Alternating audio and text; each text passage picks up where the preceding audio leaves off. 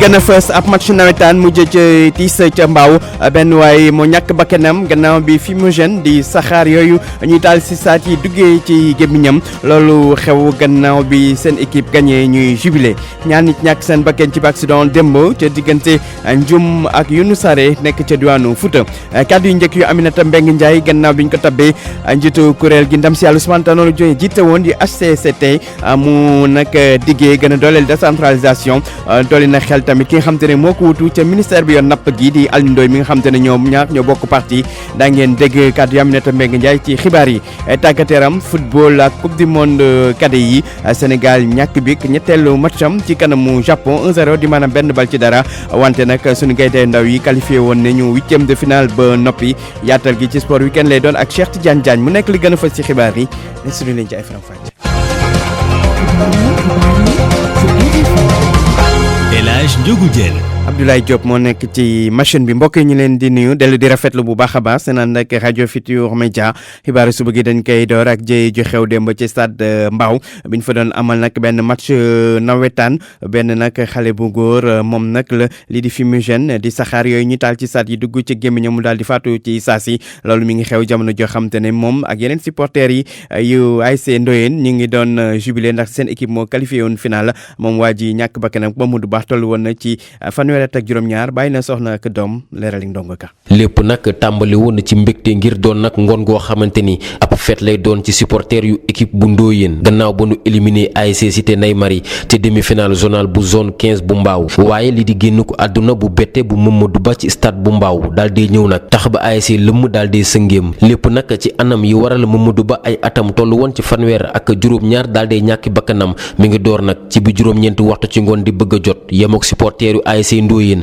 di féete seen qualification gannaaw série de penalty yi ci la ab supporter daal di génne nag lii di benn fumigène daal di koy taal googuleeg fumigène sax nag moo daal di dal Mamadou Ba ci biir gémmiñ gi mu daal di ñàkk bakkanam ci saasi ñii di secouriste yi ak la ñuy gaaw taxul sax nag ñu daal di koy mën a wàllu moom nem si yàlla Mamadou Ba bàyyi ci ginnaawam benn soxna ak benn tur tànk kii di président zone bi nag ñu jokkoot moom mu ni dina dellusiwaat ci xew-xew yi fii ak muy amani lépp loo xamante ne ni xibaar la gu tukkee ci incident bi Ndongo Ka Pikine RFM. Ndongo Ka keneen ji ak keneen ku ñu faat mu xew démb ca Touba quartier Madiana foofu nag benn soxna bu toll ci ñaar fukki at ak juróom moom nag la waaye jamu dëkk la doon daal di faat jam koy paaka ba mu faatu loolu nag mer woon ñi nga xam te ne ñoo dëkk ca koñ ba ñu bëggoon sax fekki waa jooju ñoom tamit daal di koy faat waaye police moo mujj ñëw ba daal di koy jël yóbbu ko ca police bu jannatu leer léeg ma xëy ma job ñu daal di koy jam ay jam yu bëri soxna si di Xadi Sey noone la ñàkkee bakkanam ni gi tey deegu ñaaw lool ci ñi nga xam ne ñoom ñoo fa teewoon lu ni mel nag mu ngi am ginnaaw ab xuloo bu mu sekkoon ak dëkkandoowam ñu ngi xamle sax ni ñoom ñaar ñoo doon yeewoondoo ci benn kër gi ñaawteef yooyu daal di amee ci quartier bi di Madiana nekkee fii ci Touba askan ba yeewoo ca gox boobee mer ba futtu utali kër gi nga xam ne fa la drame bi daal di amee bëgg rek fàtt ki def lu ni mel naka noonee nag la ñu amaloon ay manifester ca gox boobee ba police sax moom moo fa mujjee sànni ay gaz lacrymogène ngir mën a jël ki nga xam ne moom moo faat bakkan ki ñàkk bakkanam ci yëf yi ba ñu yóbbu woon ko ci hôpital Matlabul Fawzeyni bu Touba jébbal nañ ko njaboot gi ni ngi tey ci ngoon ngir ñu denc ko ki def ñaawteef gile nag ba jamono ji mu ngi ci police bu jannatu Marema Diop fii ci Touba RFM. Marème Diop tali bi yóbbu ay bakken démb nag ñaar nit faatu nañu ci accident bu am diggante Ndioum ak Younouss Saré nekk ca diwaanu Xaneeru Ferlo ca Fouta benn woto transport en commun bu ñuy woy wupp yaa moom nag moo daal di daanu defi tonum ñaar nit yi nag daal di faatu ci saasi ñi ci jëlee gaañu toll ci juróom benn bokk nañ sax xale bu toll ci ñetti at ñu daal di leen di yóbbu ca hôpital bu Ourossogui ak ca centre de santé bu Ranérou di xibaar boo xam te ne sunu ndaw lañ toggal ca Matam Ali Bandel ñaa moo ñu ko jox 8h tegal 4 minutes. RFM rajo askan wi. wéy ci xibaar yi wax ci leneen di tabb gu ñu tabb démb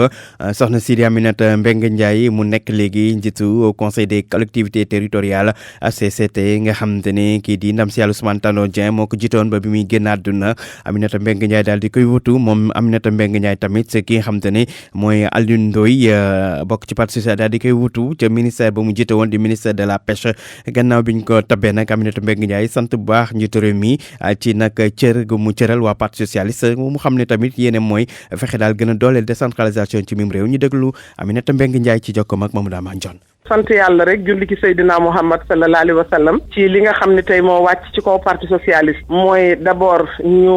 remercier monsieur le président de la république mi nga xam ne moom moo ñu nommé à la tête de cette institution ñu remplacer fa nag kenn koo nga xam ni kenn la woon ci ñun kenn la woon tamit ci Sénégal yaakaar naa ne bërki démb bi nga xamante ne làqu na sénégalais yi découvrir doon nañu kan mooy Ousmane Tanor Dieng ci wàllu probitéem ci wàllu disponibilité am ci wàllu esprit républicain bi nga xam ne amoon na ko ak tamit li nga xam ne yépp Ousmane liggéeyal na ko Sénégal kon tey ku remplacer ko dina nekk lu jafe-jafe à la tête de l'institution waaye dinañu def de notre mieux pour mériter la confiance bi nga xam ne moom la ñu président jox mais pour mériter également Ousmane Tanor Dieng confiance bi nga xam ne ba ñu commencé di liggéey en politique dans les années 90 donc jusqu'en 96 où il a été élu premier secrétaire du parti man secrétaire général vraiment confiance boobu mu amoon ci ñun ak ànd bi ñu àndoon dinañu def tout pour mériter li nga xam ne moom la sénégalais yi doon xalaat ci ñun. institution la bu am importance aussi nga xam ne moom li mu ci def defaluma ko man kenn ce sont toutes les femmes qui se sentent aujourd'hui concernées jigéen ñëpp nee nañu ñoom ñoo falu mbir mi seen mbir la ñoom ñoo ko moom te loolu tamit dafa nekk dëgg parce que man jigéen ñi à la base dama liggéey ak ñoom au niveau central liggéey ak jigéen ñi CNG yi liggéey ak jigéen ñi nekk dans les institutions de la République donc bu ñu demee tey ba président jël ñaari institution muy conseil économique et social jël au conseil des collectivités territoriales mu jox ko ñaari jigéen wax dëgg yàlla jigéenu Sénégal siggi nañu. mu nekkoon Aminata Mbengue Ndiaye nekk léegi njiitu kuréel gi di ACCT moom nag yemu fa sàkku nag ci ki nga xam te ne moo ko wutu léegi ca ministère ba mu yoroon di ministère de la pêche Alioune Ndoye mu fexe daal ba daal di aar ñi di nappkat yi naka noonu tam xeex napp gu jaarul yoon waaye tamit mu fexe ba nag napp gi gën a jàppandi ci béréb yoo xam te ne dañ fay exploiter pétrole ak gaz fii ci réew mi Aminata Mbengue Ndiaye ñu tabb ko démb daanaka lupp ñetti weer gannaaw génnuk àdduna ndam monsieur yàlla Ousmane Tanor Dieng moom nag kon mu wut Ousmane Tanor Dieng maître Ousmane Seye nekk vice président ci ACCT rafetlu ko teewul nag mu gis na daal war nañoo lijjanti mbirum intérim bu ci ACCT ndax nag nañ ko tëralee nekk na loo xam te ne dañuy xaar lu yàgg soog am njiit lu bees ñu déglu maître Ousmane Seye ci jokkoom Seydou Nourou Ba. nga xam ne noonu lañ nommé tey madame Aminata Mbengue Ndiaye jaar na yoon li may wax rek mooy war nañ xoolaat règlement intérieur parce que règlement intérieur bi dafa prévoir toon intérim président maanaam président bu fekkee ne yàlla def na mu génn àddina wala mënatul wala mu démissionné président de la République moom moo koy remplacer bu fekkee ne moo ko nommé woon mais temps bi nga xam ne dañ koy def pour mu remplacer ko xam nga bi président Ousmane Tanor Dieng yàlla na ko yàlla yërëm génne àddina ba léegi yàgg na ca remplacer wu donc waroon na am koo xam ne moom mooy doxal yëf yi mooy ki nga xam ne mooy intérim bi loolu nag suñ texte yi daf ko prévoir wu parce que am na ay vice président mais vice président yi président bi mooy xool ku ko ci neex mu ne ko yow yaa may remplacer su ma fi nekkul su ma tukkee wala loolu nag dafa amul loolu war nañ ko régler ci règlement intérieur. loolu war nañ ko régler ci règlement intérieur bi di kàddu yu maître Ousmane Seye nekk vice président ci kuréel gi du ACCT geneen kuréel di kuréel gi tudd Kanel Vamal ñoom nag di naqarlu tolluwaayu seen dëkk ba di Kanel nee na nag maire ba dara la fa deful ndax sax ñuy sàkk mu daal di leen di abal ñoom waa Kanel Vamal doon jënd taskatu xibaar fii ci Ndakaaru démb ci teewaayu Virginie Léontine Sagna. ñàkkum courant. ay jumtukaay réseau assainissement ak condition dund bu néew bokk na ci li mouvement Kanel Vamal di ñaxtu ci seen gox Abdou Demba Sow moo yore seen kàddu. Kanel li fa doxul bari na insécurité bi moom waxatuñ ko Kanel éclairage amu fa lu mel ni chef lieu département tey boo fa demee guddi da ngay yaakaar ne nee naa la yaa ngi fin Fuuta mbalit yi moom waxatuñ ko ñoo mbalit ñoo dëkkandoo ñu ragal nañu choléra bi fa lay njëkkee ci Sénégal. inondation bi waxatuñ ko école yi amuñu lu ñu jàngee xale yi amuñu ay jumtukaay même médecin yi seen bopp koo ci orienté Kanel mu bañ parce que duñ leen mettre dans des conditions donc Kanel lu ñu fàtte la. mouvement bi nag jug ngir xeex pour maire bi sàmmonte ay kàddoom. dafa liggéeyul doxalul taxawuñu suñu budget bu ñu alloué Kanel bu ne mu teg ci loxoom loolu lañ bëgg mu dañ jooytu nañ ko président de la république jooytu nañ ko képp ku nga xamante ne mën nga ñu si jàppale. ñun ñooy Kanel Vamal moo ñi booloo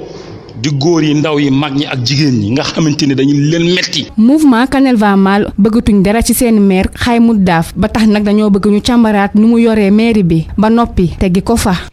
Virginie Léontine Sagna ci tuuma yooyu nag RFM jëm na jokkook maire boobu di Xaymut Daaf ngir nag i tontu jëm ci waa mouvement Kanel va mal waaye mbir yi antuwul. forum civil ñoom nag bëgg ñi nga xam te ne ñooy député yi ñu gën leen a boole ci wàllu yorinu wàllum pétrole gaz ak mine ci réew mi tax na ñu doon amal ab ndaje ñu gis nag ñoom war nañ ci am taxawaay bu dëgër bu am solo Adji Maguette Ndiaye.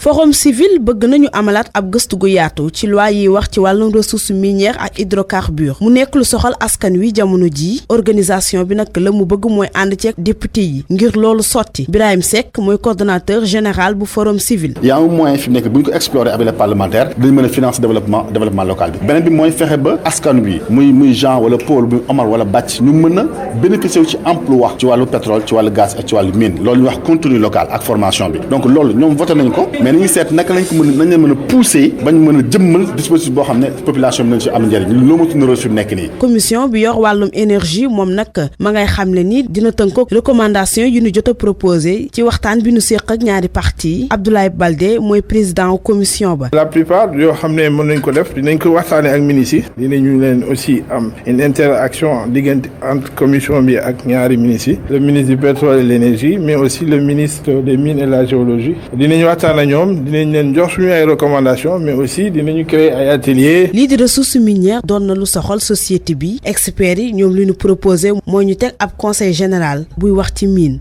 ak hydrocarbures. pour man RFM mooy rajo bi gën a jege askan wi. RFM rajo bi jaamu seen soxla. wax ci leneen jëm ci mbirum chauffeuru taxi yi nga xam te ne gendarmerie bu Wakkaan daf leen a jàppoon defere leen ndax nag dañ doon utiliser lii di feu anti brouillard nga xam te ne dañ ko tere ñi nga xam te ne ñooy yëngu ci wàllum transport gis na nag ñàkk waxtaan dafa am ci code de la route rawatina ci wàllum feu anti brouillard yooyu moo waral ñoom ñii di taximan yooyu def lu ni mel toog si fukk ak ñaar ñoom taximan yooyu ñu jàpp ñeneen ñi gis na nag fi mu toll nii taximan yi war nañoo jóg taxaw booloo ngir xeex ndaxte sonn nañ ci jafe-jafe yeneen teg ci tali bi Mamadou Marba. bàyyi nañ leen fukk ak ñaari chauffeuru taxi yi ñu ñibbi seeni kër alxames bi weesu waaye Modou Seck di njiital regroupement circulation taxi yu Dakar jàpp ni communication amul ci loi 2002-30 bu code de la route bii di tere jëfandikoo feu anti brouillard. yaakaar naa 2002 ak ren 17 ans la ci ren donc yaakaar naa cas bu mel nii ñu ngi ko ci door am kon communication bu waran dëgg ci loi boobu amul ci yaakaar naa code de la route loi bu ñu koy def dafa nekk général dañ ko war a communiquer ba ñëpp xam ne loi bi lii ak lii moo ci nekk. ñëpp xam loi bi boole ci càmbaraat ko yeesalaat ko ngir mu ànd ak jamono Modou Seck. mooy loi bi nga xam ne ni mooy loi 2002 ak lii lépp lu ci aju ñu modifier ko xoolaat ko parce que loi la boo xam ne nii dafa weesu. parce que loi ba boo xoolee même contravention yi nga xam ne da nga koy fay ci commissariat ak brigade yi tey jii amul benn automobiliste bu la mën ne su ma amee telle infraction su ma demee nangam laay fay. bu weesoo loolu transporteur yëpp dañ war a mbooloo ngir yu mel nii bañ a dalati seen kaw Moustapha Souran di coordonnateur professionnel yu transporteur routier. bu fekkente ni ñun mënuñu défendre ànduñu nekk benn lu nekk mën na dal ci sunu kaw. lii wane na ni war nañ buñ ci génnee ñun chauffeurs yi ak transporteurs yi ñu àndandoo def benn dank def benn say pour défendre sunu ay intérêt. commandant bu gendarmerie bu Dakar àddu ci mbir mi ne bu weesoo taximaan yooyu am na particulier bu ñu tegoon loxo uute lool ak li ñu bari foog ne chauffeur taxi rek lañ ci jàppoon. Mamadou Oumar Ba wax ci wàllu mbay mi ak coopérative privé stockeur yu diwaanu Kolda ñoom ñuy xaar ñu ubbi campagne njaayam gerte mi teewul nag neneen seen xel dal na ci gannaaw dogal yi nga xam te ne directeur général bu Sonacos xam ne ne jël nañ ko ren ci ngir lépp jaax ci yoon Modou Diagne Fada ne woon kon foofa ca diwaanu Kolda Abdoulaye Diallo. opérateur privé stockeur yu diwaanu Kolda ñooy rafetlu matuwaay yu Sonacos fas yéene jël ngir campagne yu njaayum gerte gi ñu dëgmal dox ni mu waree Mamadou Dame Cissé moo jiite seeni kuréel. en tant que président opérateur dañu kontaan ci directeur général Sonacos tournée boobu mu def fii ci région Kolda dafa nekk loo xam ne tournée économique la en tant que opérateur xalaat bu mu joxe foofu dafa nekk xalaat boo xam ne xalaat bu gën ci ñun la surtout nag li ñu wax ne xaalis bi yemb na nga xam ne tey baykat boo xam ne tey teg nga sa gerte ci point opérateur yi boo yóbbee sa gerte rek ñu fay la loolu daf du muy indi loo xam ne lu am solo la. tijjiwaat bu Sonacos fas yéene tijjiwaat bureau Sonacos bu Kolda loolu lu baax la pour diwaanu Fuladu ci xalaatu yi les opérateurs. kon solution la pour maanaam gerte yi njaayam gerte bi mën a gaaw baykat yi mën a tàggoo ak seen gerte. ñoo ngi gërëm njiitu réew mi ci jéego yi muy amal saa su ne ngir yokkute baykat yi. gerte gi bëri na bu président de la république bu fekkee dafa am xalaat boobu muy xalaat boo xam ne Kolda nañu ko xalaat naka lañ koy def ba nga xam ne gerte gi dina mën a yem Kolda opérateurs yi di dem di jëli gerte gi ci baykat yi di ko depp Kolda loolu dafay yombal njaayam gerte mi ñun loolu dañ koy rafetlu en tant que opérateur région de Kolda. yile opérateur ñoo yàkkamti xam bésu ubbite campagne yu njaayum gerte ak njëgu kilogramme gerte gi. RFM Kolda Abdoulaye Diallo des ba léegi ci mbay mi ak banque agricole ne woon fi ay jamono CNCAS ñoom nag xam ne ni diggante daaw ak ren lu toll ci 20 milliards ak juróom-benn dugal nañ ko nag ni koppar ci diggu réew mi ngir jàppale baykat yi ci seen wàllum yëngu-yëngu ki ko xam ne nag mooy directeur général bu banque agricole gannaaw bi doon ubbi agence banque agricole bu Koungheul ñu déglu Malick Ndiaye ci micro Omar Ndiaye. Durant les 2 dernières années agricoles. Nous avons financé sur les chaînes de. ci ñaari at yu mujj yi jot nañoo financé juróomi milliards ci wàllu mbay mi mboq ak gerte ci agence bu Kaolack ak li ko wër ñu financé tamit lu toll ak juróom-ñetti milliards ci wàllu commercialisation bi ci jënd ak njaay gerte fukki milliards ak ñett tamit jot nañ ko joxe ci jiwu jagleel ko opérateurs yi ñoom sax xam nañ ci dara. loolu nag bokkut ak li ñu financé ci wàllu matériel agricole umpul wu leen gox bii di Koungheul la càmm gi am na fi doole lool rawatina àll bi naat na loolu sax moo tax banque bi fas yéene gunge ci wàllu financement jëmale ko ci wàllu sàmm gi ci noonu sax conseil départemental bu Koungheul tëgg na ab projet bu mu tuddee Prodex mu tàmbali ci atum 2018 war a jeex atum 2021 ngir jàppale askan wi lu jëm ci wàllu mbay rawatina càmm gi nga xam ne am na fi doole. Maraîchage et la foresterie, sans oublier la chaîne de valeur élevage regroupée autour des filières lait et viande. Ndiaye Malick Ndiaye di directeur général bu banque agricole ne woon fi ay jamono CNCAS Oumar Ndiaye moo doon tekki ay kàddoom des fi ci Ndakaar wax ci doxum ñaxtu bu doomu Guinée yi nekk ci réew mi bokk ci Front national pour la défense de la constitution de Guinée doon amal démb ñu ànd ci nag doomu Sénégal yi rawatina ñi di waa Y'en a marre ñoom nag nee neen ànduñu benn yoon ci ñu soppi seen sartu réew ngir président Alpha Condé mbi bëgg ñetteelu mandat loolu ànduñu ci tey ànduñu ci rek te daañu ko xeex Abdoulaye Diop. ca place de la nation jaaree ci boulevard bu centenaire ba rond-point RTS mbooloo mu takku ñoo wuy ci doxub Front national pour la défense de la constitution bu Guinée bu Y'en a marre ak yeneen ëpp mouvement bu société civile.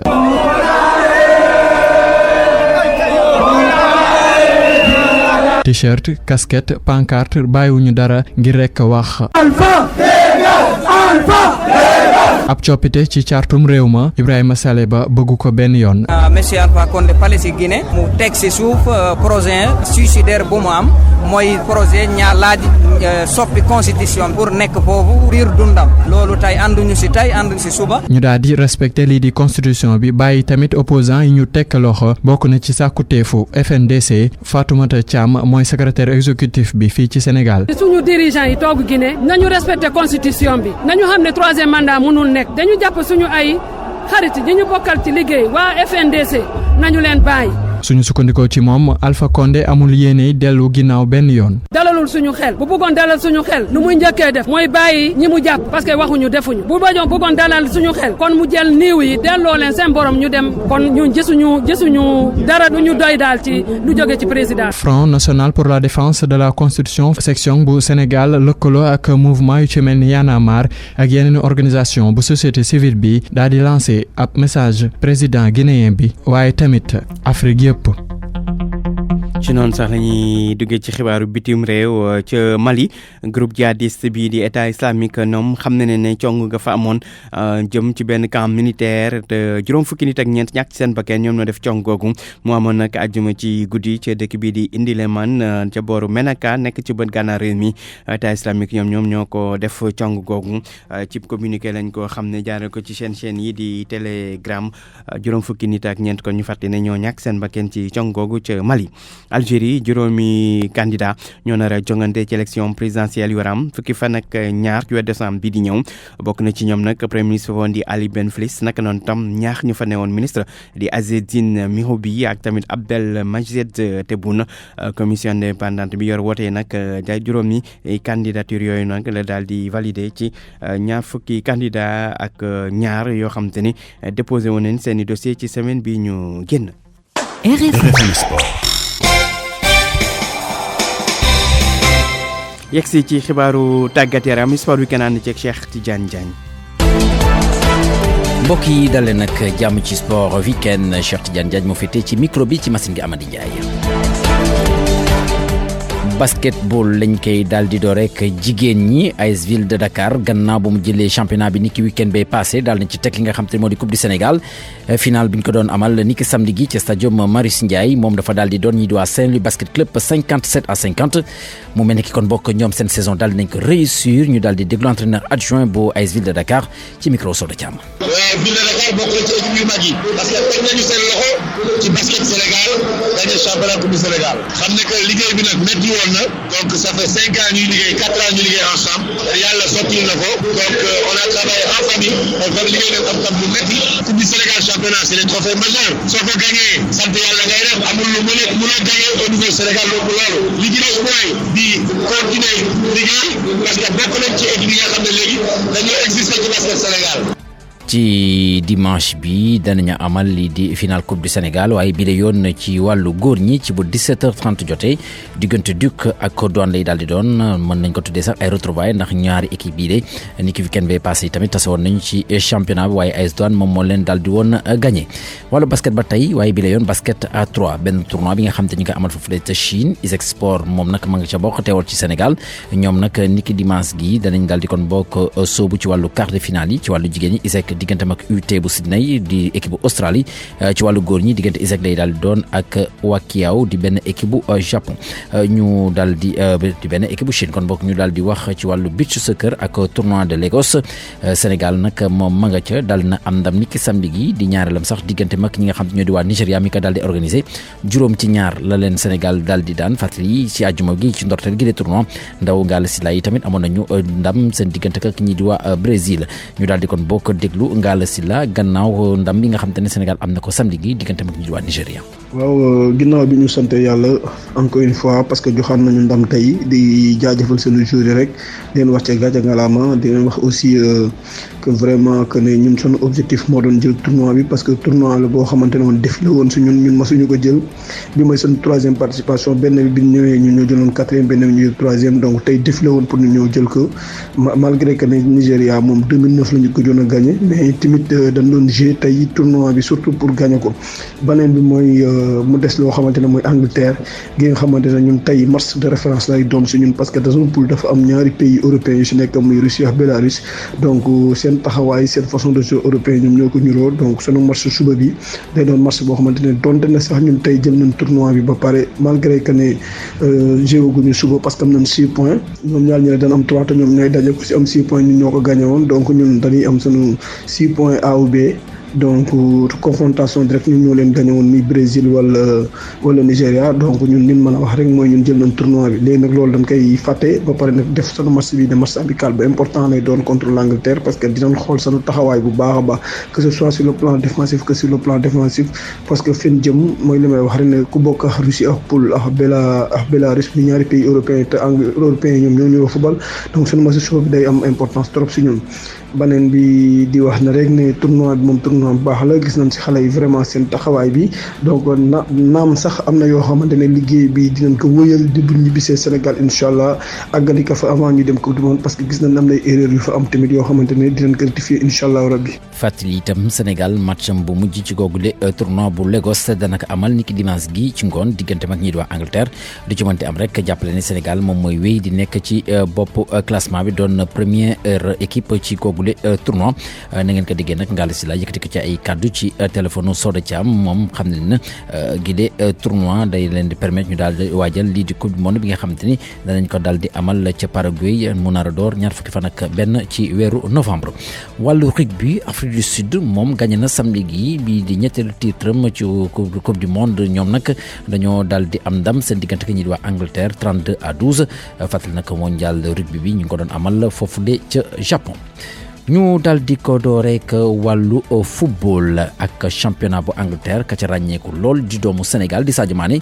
fippu ci njeexital jongante seen diggante ak ñi nga xamante ni ñoo di waa Aston Villa boobu jamono fekk na sax ñu mëne woon leen benn bal ci dara ba ñëpp jàpp ni Liverpool dana kon bokk enregistré défaite bu njëkk ci championnat bi waaye déet ndax ñoom bàyyi ñu benn yoon ci njeexital jongante gi dañu dal di kon bokk égalisé di 87e minute di ab centre bi nga xamante ni Sadio Mané moom moo ko dal di jox kii di Robertson di doomu Écosse mu dal di égalisé ñu jàpp ni yëf yi fa lay yem waaye ci simili bu mujj ci googu la jongante ba Sadio Mané daal di kon bokk mbëkk dugal but bi nga xam te ni moo mujj permettre kon bokk Liverpool daal di am ndam ci diggante ak Aston Villa ñaari bal ci benn gën a dëgëral taxawaayam ci bopp raw gàddu gi rawee ak juróom-benn poñ ñii di waa Manchester City mi féete ci bopp raw gàddu gi Manchester City moom itam daal di rëcc ci dëkkam gannaaw ba mu amee ndam ci diggante ak ñii di waa Southampton ñaari bal ci benn fàttali nag weekend benn di ñëw incha allah diggante Liverpool lay daal di doon ak Manchester City fàttali di gannaaw gi lee bëccëg ñoom nag juróom-benn poñ moo daal di dox seen diggante. Arsenal moom dafa daal di match ni diggante moo Wolverhampton ku ci nekk jot naa dugal moromam benn but Brighton daal di am ndam ci diggante mag ñi di waa Norwich ñaari bal ci dara Sheffield daal di daan ñi di waa Burnley ñetti bal ci dara West Ham United moom dafa ñàkk ci dëkkam diggante mag ñi nga xamante ni ñoo di waa Newcastle ñetti bal ci benn xanaa rek wax ci jogante gi nga xamante ni itam moo doxoon ci diggante Watford ak Chelsea nag moom moo ko daal di daan ñaari bal ci benn kon bokk diggante mag ñi nga xamante ni ñoo di waa Watford Chelsea jamono gi bokk ci ñett ñu raw ci championnat bu Angleterre niki dimanche gi dañoo fas yéene kon bokk yéegali yile jogante jàppale ni itam ci wàllu jogante 14h diggante Crystal Palace lay daal di doon ak ñii di waa Leicester 16h30 Everton dina tase ak ñi di waa Tottenham loolu nag moo di wàllu jogante yi ñuy xaarandi ci championnat bu Angleterre. championnat bu France itam ñi ngi seen 12e journée xam nga ngeen ni ñi di waa Paris Saint-Germain ci ndorteelu gi lay jongante ñoom nag dañoo daal di ñàkk seen diggante ak Dijon ñaari bal ci benn waaye teewul ba tey ñi ngay wéy di nekk ci bopp raw gàddu gi niki samedi gi ci wàllu jongante ñi di waa Olympique bu Marseille dal nañoo am ndam seen diggante ak ñi di waa Lille ñaari bal ci benn Amiens daal di daan ñi di waa Brest benn bal ci dara Angers am ndam itam ci diggante ak Strasbourg benn bal ci dara Metz daal di match nul ci dëkkam diggante ak Montpellier 2 buts partout waaye ñaari doomu Sénégal ñoo ci daal di ràññeeku moo di Habib Diallo njëkk a dugal kii di Opanguet daal di ko feelu diggante Nîmes ak Rennes dañ ko daal di dàq ba jëmi jamono ndax taw bi nga xamante ne daal moom moo ko daal di kon bokk gàllankoor ci googule championnat bu France xanaa rek wax itam ci geneen résultat ñeel ñi di waa Toulouse ak Lyon ci wàllu résultat jàppale nag ñi nga xamante ne daal ñoo di waa Lyon seen déplacement bi amal ci Toulouse mujj nañ cee am ndam ñetti bal ci ñaar ni ki dimanche gi ci wàllu jongante 14h diggante Girondin bu Bordeaux lay daal doon ak Nantes bokk jamono gi ci bi nga xam te ni ñoom ñooy xëccu ngir daal di kon bokk féete ci première place bi 16h diggante Nice ak Reims lay daal doon 20h Saint-Etienne dina tasek ñi di waa AS Monaco. championnat bu Italie ñu ngi seen 11e journée niki samedi gi AS Roma daal dina daan Napoli bu Kalidou Koulibaly ñaari bal ci benn ci googu la jongante sax jàppale ni ki nga xam te ne moo di Kalidou Koulibaly am itam yenn ci ay supporters AS Roma yu ko doon yuuxoo ci lu jëm ci wàllum boddeeku xet di wàllum racisme. leneen li nga xam te ne daal mën nañ ko wax ñeel ba tey championnat bu Italie moo di Inter de Milan mi nga xam te ni fekki na Bologne ca dëkkam dal di ko daan ñaari bal ci benn jamono gi ñu wax ak yéen diggante Juventus de Turin ak Torino Juventus moom moo mëne benn bal ci dara bu fa yëf yi yamee ba tey moom mooy wéy di nekk ci bopp raw gàddu bu championnat bu Italie. Atalanta bu Bergame moom dimanche gi dana tase ak ñi di waa Cagliari ci bu 11h30 jotee am itam yeneen jongante yi nga xam te ni danañ ko continuer di championnat bu Italie. championnat bu Allemagne ñi ngi seen 10e journée foofu itam am na ab mbetteel gu rëy ndax Bayern Munich moom nga xam te ni day faral saa su ne di am ndam ci diggante ak équipe yi nga xam te ñoom lay daal di tasal daal dina lajj waaye la ca gën a yéeme moo di équipe bu Francfort lu mu ko dóor moo di juróomi bal ci benn. moom la ñu daal di daan ñi nga xam te ni di waa Bayern Munich. Dortmund moom daal di ci profito daal di am ndam ci diggante mag ñi nga xam te ni ñoo di waa Wolfsburg ñetti bal ci dara ka féete ci bopp raw gàdd gi moo di Borussia Mönchengladbach moom dafa fekki ñi di waa Bayer Leverkusen seen dëkk daal di leen daan ñaari bal ci benn première place bi nag Borussia Mönchengladbach moo fa daal di nekk daal di am 22 points Dortmund féete si ñaari place bi daal di am 19 points Leipzig mu nga féete si ñetteelu place daal di am 18 points ñeenteelu place bi nag ka fa féete moo di Bayern Munich daal di am 18 points ci du jëm nag ci wàllu jongante ñeel championnat bu Allemagne na koy daal di yeggali niki dimanche gi ñu daal di wax ci championnat bu Espagne moom itam ña ngay jongante ci 12e journée bi ñii di waa FC Barcelone ñoom itam dañoo daal di laaj loolu ab mbetteel la seen diggante ak Levante ñetti bal ci benn donte sax ñoom ñoo njëkkoon dugal di ab penalty bi nga xam te ne Lionel Messi moom moo ko daal di dugal waaye ci mujjantal ñi nga xam te ne ñoo di waa Levante daal di réussir li nga xam te ni moo di remontada bi ba tey ci lu jëm ci wàllu championnat bu Espagne ci wàllu résultat FC Séville moom dafa daal di match nul diggante mag Atlético Madrid 1 but partout Real Madrid moom profité wul ci défaite boobu nga xamante ne FC Barcelone daal di nag am ndax moom ca dëkkam dafa daal di match nul ak ñi di waa Betis Séville teewul ba tey ñoom ñaar ñoo tolloo ki poñ daal di féete ci bopp raw gàdd gi ku ci nekk ci ñoom ñaar daal dina am ñaar fukki poñ ak ñaar